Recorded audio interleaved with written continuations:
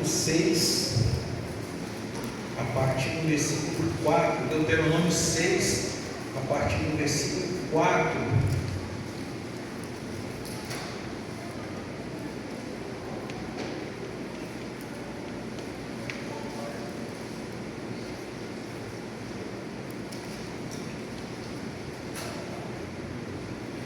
Muito bem, diz assim o texto: ouça Israel, o Senhor, o nosso Deus, é o único Senhor.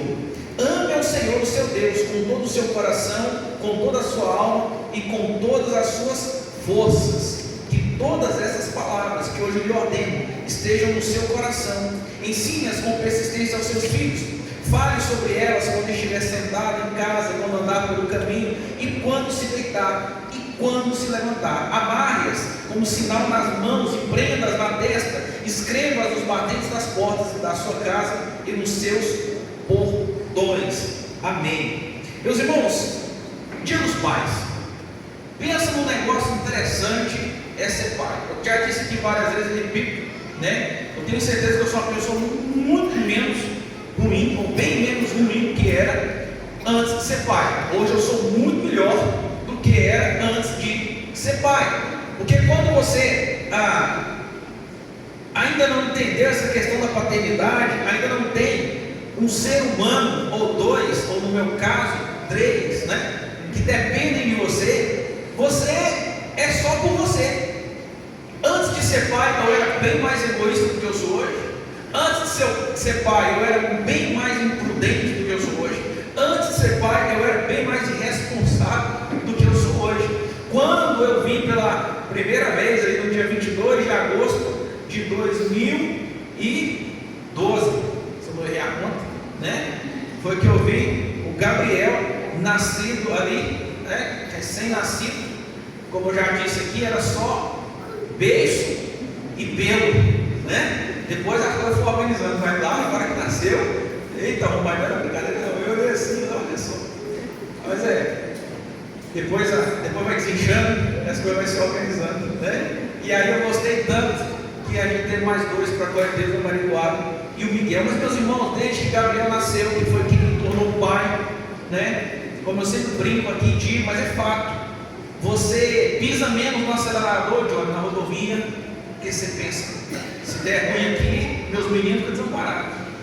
Se alguém vem com desaforo para cima de você, você já fica esperto, eita, você já pensa duas vezes de responder. Aquele ditado mundano que diz: eu não levo desaforo para casa. Você começa a levar, porque se você não levar, pode estar ruim para você, consequentemente para o seu filho. Então eu já disse aqui outras vezes que crente leva o desaforo para casa, o pai então também, porque senão a coisa pode dar ruim. Bom, mas meus irmãos, é também uma grande responsabilidade.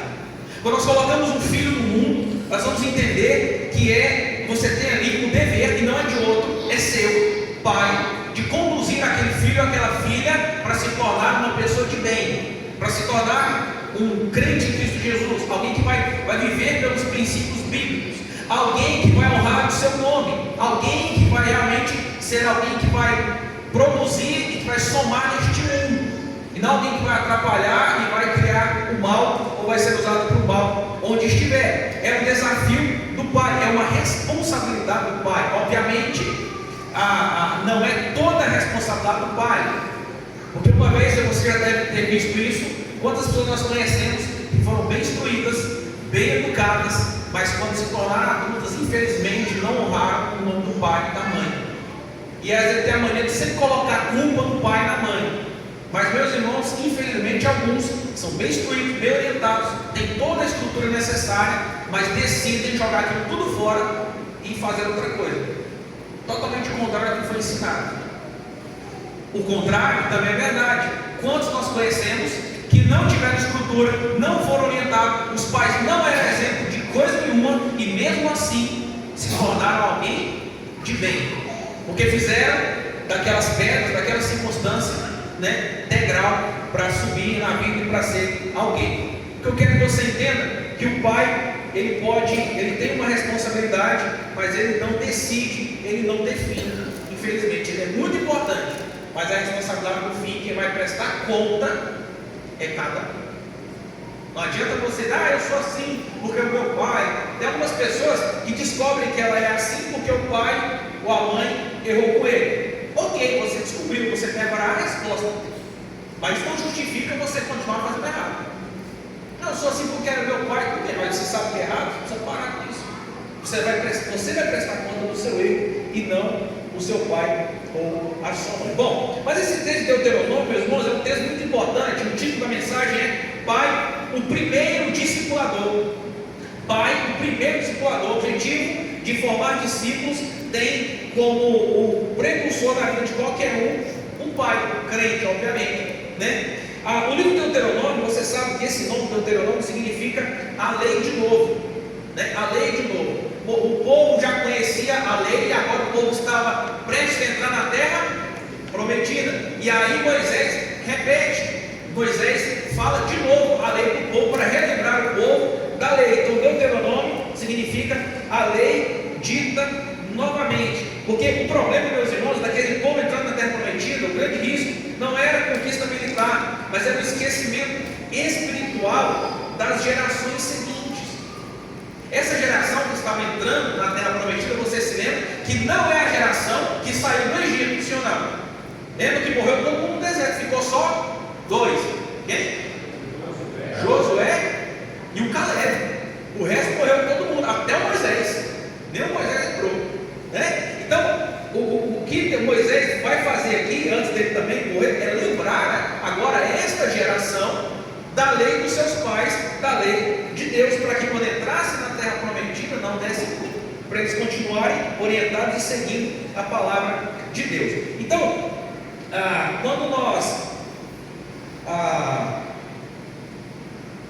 olhamos para esse texto, meus irmãos, na cultura judaica, especialmente os versículos 4 e 5 que nós lemos, que diz: ouça Israel, o Senhor, o nosso Deus, é o único Senhor. Ame ao Senhor seu Deus com todo o seu coração, com toda a sua alma e com todas as suas forças. É conhecido no judaísmo como a Shema, né, que é recitado diariamente até hoje pelos judeus. É a confissão de fé mais repetida em Israel. Ou seja, o nosso Deus é o único Deus. O Shema em Israel consiste em 3 passagens da Torá. Essa, Deuteronômio de 6, de 4 a 9, também 11, de 13 a 21, e Números 15, de 37 a 41, que se você for ler lá, é mais ou menos a mesma coisa, tá? Números que dá uma diferença, mas é mais ou menos a mesma coisa. Logo depois de declarar quem é Deus, como devemos amar, o texto não vai para o templo, nem para os sacerdotes, ele vai para dentro de casa. A conclusão lógica de amar a Deus é ensinar isso aos filhos. Então a gente volta no texto, nós lemos em 4 e 5, que falou que só o Senhor é Deus. E aí no versículo 6, dando continuidade a isso, ele diz que todas essas palavras que hoje lhe ordeno estejam no seu coração. Depois ensine-as com persistência aos seus filhos, fale sobre elas. Então, o que nós vamos entender de cara, pai, é que, primeira coisa, você precisa amar a Deus e ensinar sobre esse Deus ao seu filho. Então, eu queria que você se perguntasse, você pai, o que é que vem primeiro na educação dos seus filhos? O que é que vem primeiro na educação dos seus filhos? O boletim escolar ou o ensino dos princípios bíblicos? Ou a formação espiritual dos filhos? Meus irmãos, eu não tenho dificuldade nenhuma nisso. A vida já me mostrou isso. Se eu pensasse o contrário, se eu não olhar para a Bíblia, que a Bíblia diz para eu pensar o contrário, porque eu já vivi na vida, seria loucura.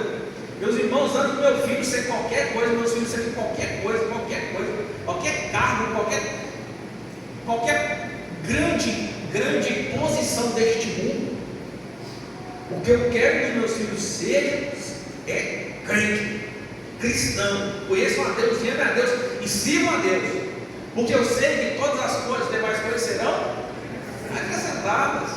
E eu sei, meus irmãos, que quando nós conhecemos a Deus, as outras coisas nós conseguimos aproveitar as demais coisas de verdade.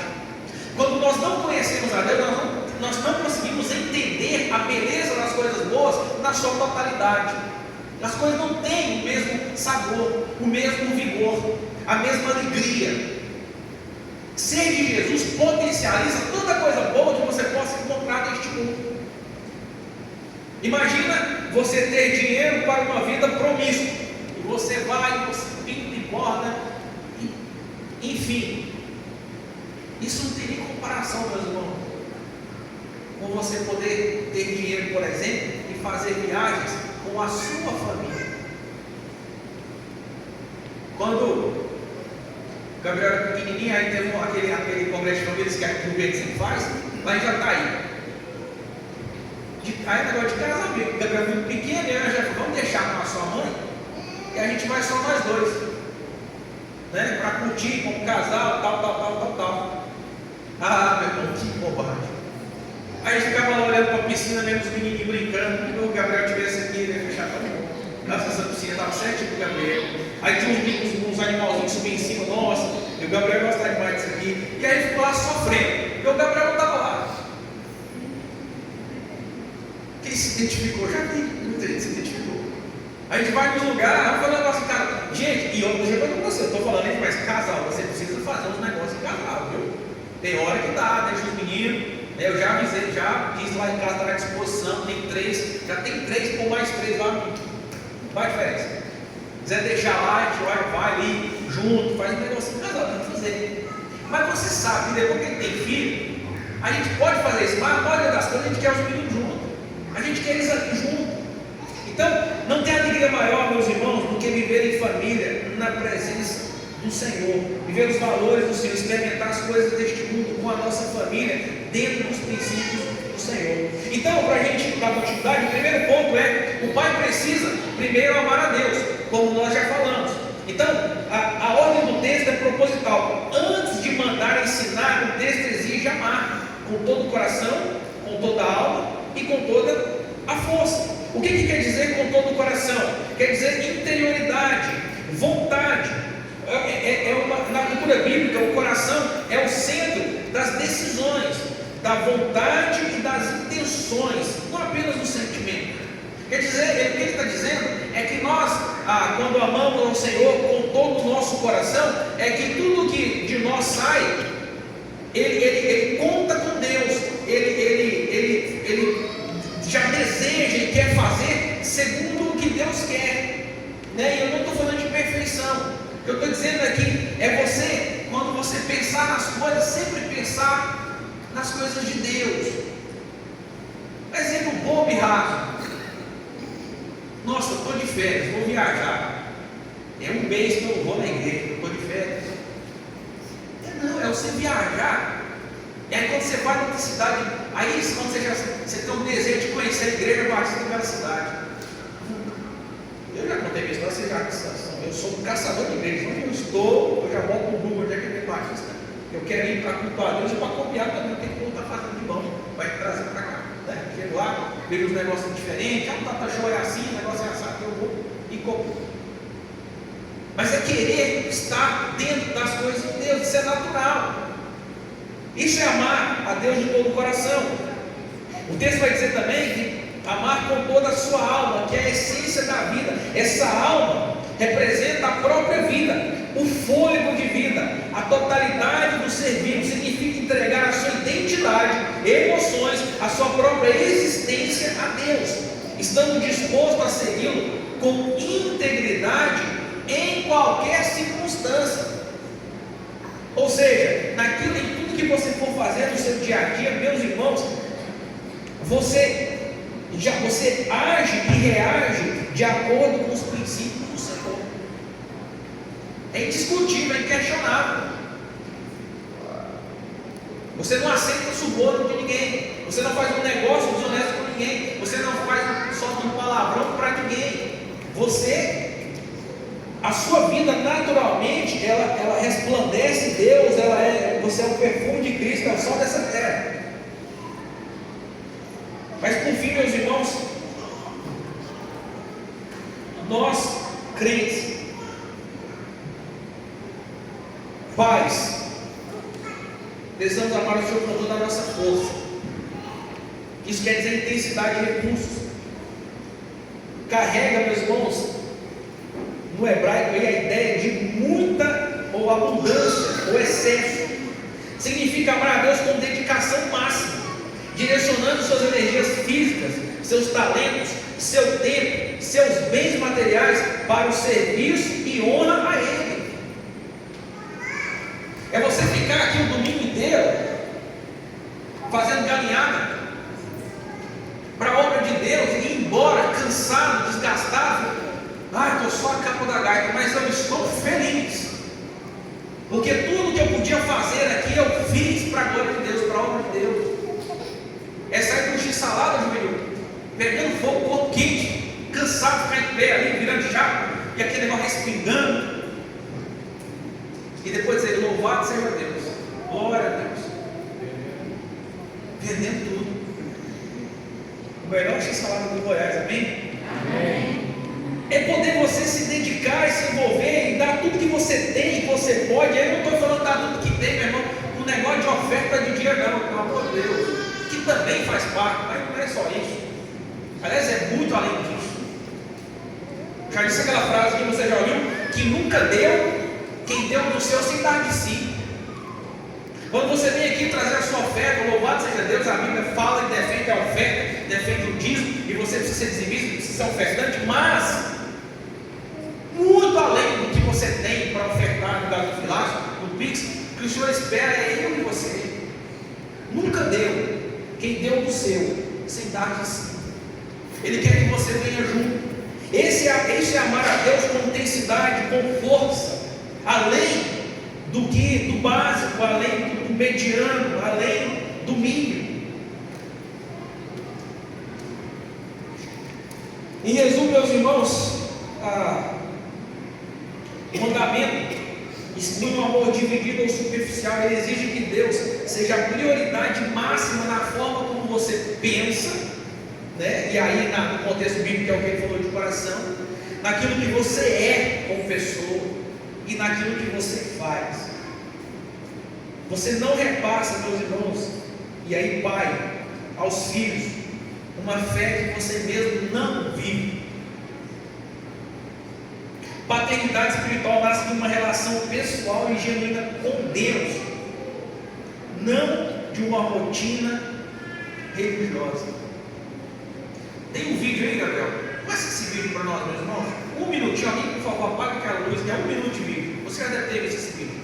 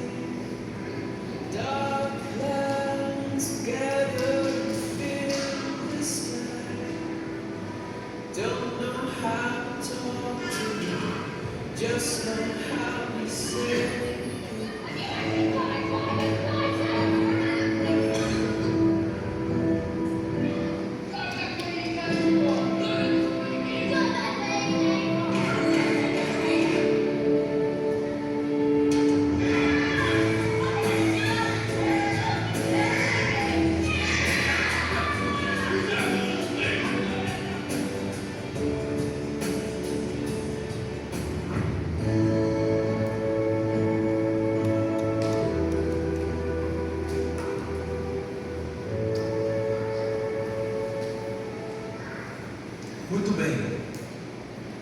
É bem assim, gente. As crianças replicam o que nós fazemos. Não é diferente. Não tem jeito de ser diferente. Elas olham, são como buchas secas. Só vem. Provérbios 3, 11 e 12 diz: meu filho, não despreze a disciplina do Senhor, nem se magoe com a sua repreensão, pois o Senhor disciplina a quem ama, assim como o pai faz ao filho, a quem deseja o bem. O maior sermão que o pai prega, meus irmãos, é a vida que os filhos observam em casa. Em segundo lugar, versículos 6 e 7 diz assim, que todas essas palavras que hoje eu ordeno estejam no seu coração, ensine-as com persistência, não é de vez em quando, ensine-as com persistência aos seus filhos. Fale sobre elas quando estiver sentado em casa, quando andar pelo caminho, quando se deitar e quando se levantar. Meus irmãos, o que é isso? ensiná-las aos teus filhos. Não é só um culto doméstico formal, uma vez por semana, mas discipulado contínuo, informal, integrado ao cotidiano. Eu estava dizendo aqui para o João Maia sexta-noite do que a gente chama de after school, né? Que é a escola depois da escola, né? Assim, você quer estar na escola, mas você no seu dia a dia, você fortalecer o que a criança aprende na escola com brincadeiras, né? De maneira, eu estava dizendo, que aí tem uma brincadeira quando a gente está viajando de carro, que é formar frases com as letras das placas dos carros. Normalmente vem lá 3 letras, 4 letras. Meu carro lá acho que é PQK. Aí a gente fala uma frase assim, né? Peguei quando. Eu não dei conta agora. Na hora não é formar uma frase. Mas a gente fala uma frase. E aí as crianças ficam, aí elas olham assim, aí elas formam uma frase. Aí quem forma primeiro? E aí você vai desenvolvendo a capacidade da criança de criatividade mesmo, de trabalhar com as palavras. E a gente vai criando, inventando coisas para que elas possam trabalhar matemática. Quando a gente viajou, fez uma viagem longa de férias aqui para um congresso da igreja, que a gente passou em mais ou menos 5 estados diferentes, ou 6 estados. Eu comprei um mapa, pus na mão dos meninos no banco de trás, falei, vocês pegam a caneta agora igual eles já vão passando. E eles foram rodando esse congresso passando e marcando, e eles foram entendendo o que é um estado, o que é uma cidade, quais são as distâncias. Então, por que eu estou dizendo isso, meus irmãos? Porque a mesma coisa nós fazemos na nossa vida. Nós pegamos o que o pastor fala aqui, o que a professora da salinha fala aqui, e no dia a dia nós fortalecemos isso, nós otimizamos isso, nós multiplicamos isso no coração, na mente dos nossos filhos. Olha que coisa interessante. Olha, Mateus 6, 25 e 26 diz o seguinte, olha que interessante. Por isso digo a vocês, que não se preocupem com a própria vida, quanto ao que comer ou beber, nem com o corpo, quanto ao que vestir. A vida não é mais importante do que a comida, e o corpo mais importante do que a roupa. Olha agora, observem as aves do céu, não semeiam nem colhem, nem armazenam em celeiros, contudo o Pai Celestial de vocês as alimenta. Vocês não têm muito mais valor do que elas? O que Jesus fez aqui? Usou o púlpito, o cotidiano, usou a vida, o cotidiano como púlpito. O que ele está dizendo? Você está preocupado com o que comer, com o que vestir, como é que você vai pagar as contas? Faz o seguinte, senta no banco da praça e olha para os passarinhos. Você está vendo como eles estão trabalhando e não falta nada para eles? Então Jesus falou, dá uma olhada em volta e entende a verdade bíblica. É a mesma coisa. Eu e você, no nosso dia a dia, com os nossos meninos, nós mostramos para eles, fortalecer na vida deles, no cotidiano das nossas vidas, as verdades bíblicas. É isso que o Senhor está orientando aqui para que o povo, os pais, o povo judeu fizesse com os seus filhos. E em terceiro e último lugar, o primeiro ponto, meus irmãos, foi: o pai precisa primeiro amar a Deus. Você não amar, não tem como. A boca fala do que está cheio do coração, você já ouviu isso? Em segundo lugar, o pai é chamado a ensinar com intencionalidade. Meus irmãos, uma coisa que nós já falamos aqui várias vezes, é sempre bom lembrar: a responsabilidade do seu filho se tornar um discípulo de Cristo não é da igreja, nunca foi, nunca será. A responsabilidade é do pai que é crente, de instruir, de chamar para ler a Bíblia, de chamar para orar, de chamar para ir à igreja. E nós já explicamos aqui várias vezes, vamos repetir. Meus irmãos, o pai tem um negócio que Deus colocou, que veio de fábrica, que é diferente da mulher. A hora que o pai fala, se o pai fala assim, vamos para a igreja, eu vejo o menino da mamãe de novo, a mãe fala, eu queria ir, ou é só na minha casa que isso acontece? Quando o pai fala, é diferente. Normalmente, na maioria das vezes, é diferente. E aí eu estou, desculpa aí, pai, mas eu estou só dobrando sua responsabilidade, mas é isso mesmo. E o contrário também é fato, meus irmãos. Quando o pai põe empecilho, o pai não quer ir, aí a coisa é difícil. É difícil. Se tem um grupo, meus irmãos, que emociona o meu coração e me faz orar mais, são as nossas queridas irmãs que lutam para servir a Deus, e que suas esposas ainda não, eu gosto sempre de falar isso. Ainda não encontraram o Evangelho. Porque eu sei que é uma luta, não é fácil. Sempre estão nas minhas orações, as nossas queridas irmãs. Em terceiro lugar, o pai torna a fé visível no ambiente familiar. Visível, literalmente, visível. Versículo 8 e 9 diz: o que ele falou? Para lembrar os meninos da palavra, né? No caminho. Aí 8 e 9: amarre-as com um sinal nas mãos e prenda-as na testa. Escreva nos batentes das portas da sua casa e nos seus portões. Já falei para vocês, lá em casa já teve mais. Os meninos estão crescendo, está diminuindo. Mas antigamente lá em casa era um monte de papel pregado na parede, né? Tinha Angélica, colocava lá um monte de coisa, né? Os versículos lá, e os meninos da Bíblia, vem cá, o que está escrito aqui? Não sabe nem ler direito. Está escrito aqui, chorar, ele assim. Aí, entende? Para que eles fossem instruídos na palavra. Então, realmente, era pregado lá em casa nas paredes. E isso aqui, meus irmãos, o judeu levou literalmente. Ele levou esse negócio de pregar na testa e pregar no braço, literalmente. Esse atar a mão entre os olhos nos umbrais da casa é um simbolismo de que a palavra deve moldar as ações, que é a mão, e o pensamento. E também o ambiente doméstico, quando coloca nas portas. E os judeus praticam isso literalmente através do tefilim e do mezuzá. Eu não sei se o Gabriel conseguiu colocar aí. Aqui, tá vendo? Tem um negócio na porta ali, ó. É um umbral da porta do lado direito. Que é como a gente como uma cápsulazinha. E tem umas porções da palavra de Deus, aquelas que nós falamos lá, o Shema, que nós falamos lá atrás. E elas ficam na porta do judeu. Tem pregado esse negócio até hoje lá. E tem umas porções da palavra lá dentro. Esse aqui é o mezuzá, né? O tefilim é um par de pequenas caixinhas pretas feitas de couro, que é preso aqui, na verdade, é aqui e aqui, né, na testa. São utilizados por homens judeus a partir dos 13 anos, durante as orações matinais diárias, exceto em sábados e feriados. E os meninos, a partir dos 13 anos, que é o que chamam de bar mitzvah, né? Que é quando eles se tornam homens. Na cultura judaica, adolescentes aqui presentes, na cultura judaica, o menino se torna adulto com 13 anos. Logo, conclui-se que não existe adolescente no judaico. Criança até 12, depois adulto. 13 anos já vai vendo. Então, assim que é no judaísmo. Aí ele recebe essa caixinha. Tem outra aí, Gabriel? Ou você não conseguiu dar? Não? Que é um negócio assim, que fica uma caixinha presa aqui e a outra na testa, com porções da palavra, para que eles não se esqueçam da palavra do Senhor. E é tão interessante que quando o judeu entra na casa, ele coloca a mão assim nesse negócio, né? No intuito de respeito.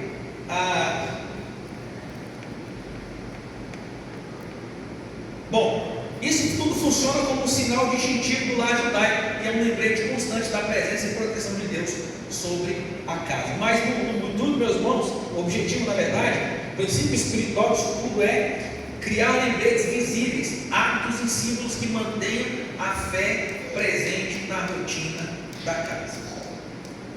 Pode ser muita coisa. Você pode ter um altar familiar, um lugar onde você faz orações. Não tem algumas casas que tem um quartinho de oração, um tapetinho no chão, onde as pessoas entram ali e oram. Então, você pode ter versículos na parede. Você pode ser uma oração cedo, antes de dormir, na hora das refeições, ou muitas orações. Pequenos hábitos que ancoram grandes valores. Enfim, meus irmãos, pai e mãe, o último ponto foi: torne a fé visível no ambiente familiar. Eu quero concluir dizendo o seguinte: talvez o seu pai não pôde ensinar para você os princípios bíblicos, mas agora você os tem. Talvez o seu pai não pôde dar para você os princípios bíblicos e princípio nenhum, e talvez você nem teve. Talvez você nem teve, ou talvez ele abandonou você. Eu quero dizer, como disse a Angélica aqui, do eu robô. Você tem um Pai Celestial que ama você de maneira extraordinária, que nunca vai abandonar você. O Salmo de número 27:10 diz assim: ainda que me abandonem pai e mãe, o Senhor me acolherá. Não existe crente órfão, porque Deus é Pai e não te abandona. Eu vi um vídeo esses dias na internet, comentei em algum lugar já aqui na igreja, se foi no PGM, que eu fiquei emocionado. Não sei se você já viu. É o pai, ele encosta aqui na parede, junto com a criança, o filho do lado, e a mãe pergunta: dê um passo à frente se seu pai já falou que te ama. O menino: dê um passo à frente se seu pai já levou você na escola. O menino: dê um passo à frente se seu pai já deu presente no aniversário. Dê um passo à frente se seu pai já foi na escola ver uma apresentação sua. E ele foi andando. E foram mais umas 2, 3 perguntas e o menino tudo. Quando ele caiu a ficha, ele olhou para trás. E o pai dele ainda estava lá. E é emocionante porque o menino começa a chorar. É a criança que começa a chorar. Ele não consegue entender, primeiro, como é que o pai dele não teve tudo aquilo que ele teve. E aí, meus irmãos, os meus pais se separaram, eu era bem pequeno. Eu realmente não me lembro do meu pai na escola. Isso aconteceu. Ir me buscar na escola, levar na escola, apresentação do Dia dos Pais, realmente eu não me lembro. Fez falta?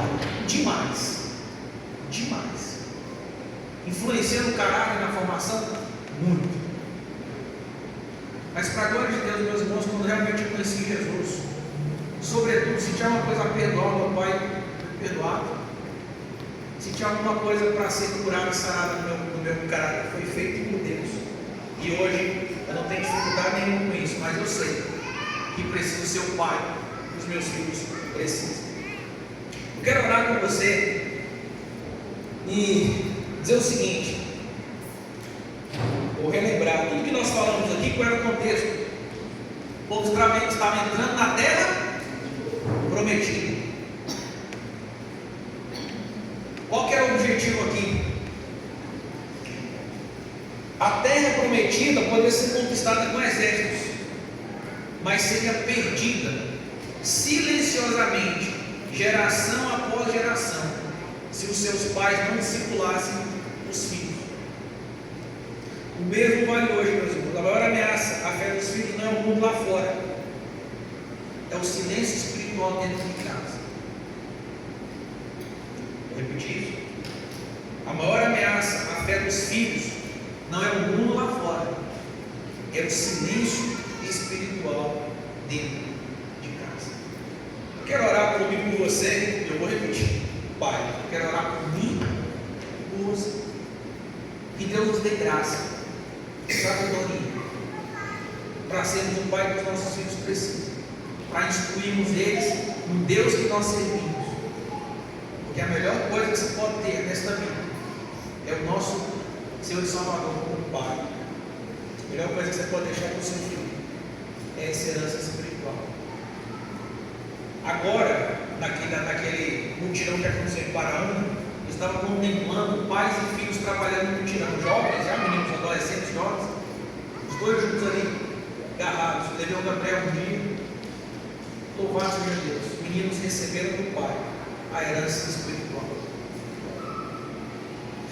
Deus, em nome do Senhor Jesus Cristo, eu quero agradecer ao Senhor por essa noite, pela vida dos meus irmãos, e celebrar mais um dia dos pais. Obrigado, porque o Senhor me deu 3 filhos, são filhos lindos, ó Pai, que estão sendo instruídos na palavra do Senhor, e a minha oração e trabalho sempre é para que se tornem homens e mulheres de Deus, e formem famílias no altar do Senhor, porque é a melhor coisa que eu posso ter. Não há nada mais importante e valioso que eu posso deixar para os meus filhos, senão a fé em Deus de Jesus. Por isso, ó Pai, eu peço a misericórdia do Senhor sobre a minha vida e sobre a vida de todos os pais aqui presentes. Nos instrua, nos dê sabedoria tem misericórdia de nós, nos corrija, nos molde, nos ajude a amar ao Senhor de todo o nosso coração, verdadeiramente, nos ajude a viver isso, esse amor desse Deus nas nossas vidas, nos ajude a ser intencionais, ensinando isso para os nossos filhos, em nome de Jesus, e possamos ver muitos e muitos e muitos outros dias dos pais, na comunhão do Senhor e da igreja do Senhor. E obrigado pela bondade do Senhor conosco, porque o Senhor nos ama, cuida de nós e é o Pai que nós precisamos. Em nome de Jesus, amém. Meu irmão, nós vamos cantar ao Senhor agora sobre o meu pastor, né, que é o nosso Pai, o nosso pastor que é Deus. Esse é o tempo que você pode trazer no altar do Senhor o seu dízimo e a sua oferta, compartilhar ou devolver ao Senhor aquilo que Ele mesmo tem dado, por meio do gasofilados ou do Pix, tá bom? Vamos cantar.